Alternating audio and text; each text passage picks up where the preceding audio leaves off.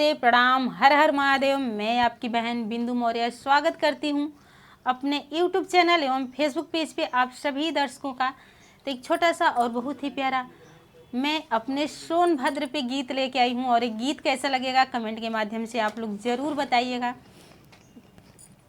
एक हमारे भैया जी हैं, आर्मी वाले भैया जी हैं, वो बोलते हैं कि सिस्टर आप इतने अच्छे जगह से हो तो आप उस जगह पे उन जगहों पे जाके वीडियो बनाया करिए। तो हमारी कुछ समस्या है जो मैं नहीं जा पाती हूँ, लेकिन उन जगहों का नाम लेके मैं गीत गा रही हूँ और गीत कैसा लगेगा आप लोग कमेंट के माध्यम से ज़रूर बताइएगा।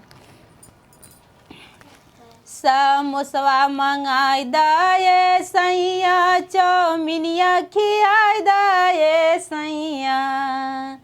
समोसवा मंगाई दाए सैया, चौमिनिया मंगाई दाए सैया। कि हमके रावष्टगंज बजरिया घुमाई दाए सैया। कि हमके पंचमुखी का मेलावा दिखाई दाए सैया। समोसवा मंगाई दाए सैया, चौमिनिया खियाई दाए सैया। समोसवा मंगाई दाए सैया, चौमिनिया खियाई दाए सैया। कि हमके मधुपुर बजरिया घुमाई दाए सैया। कि हमके अगोरी किला का मेलावा दिखाई दाए सैया। गवना से पहिले ये हो बलम जी, सपना तू बहुत देखवला हो। गवना से पहिले ये हो बलम जी, सपना तू बहुत देखवला हो। अइली ससुरवा भैली बेसहुरवा, एको न श्रद्धा पुरवला हो। गवना से पहिले ये हो बलम जी, सपना तू बहुत देखवला हो।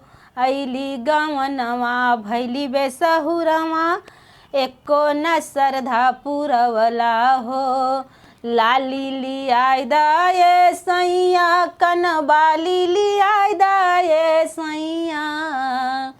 अरे लाली लियाई दाए सैया, कनबाली लियाई दाए सैया। कि हमके डाला वैष्णो मंदिरवा घुमाई दाए सैया। कि हमके घोरावल का बजरिया घुमाई दाए सैया। हमरो के सुख में रखबाए सैया, बनल रही ससुरार हो। हमरो के सुख में रखबाए सैया, बनल रही ससुरार हो। मेहरी का कहना मानाए सैया, मानेला सारा संसार हो।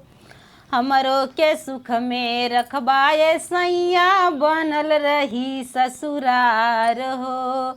मेहरी का कहना मानाए सैया, मानेला सारा संसार हो। समोसवा खियाई दाए सैया, चौमिनवा लियाई दाए सैया।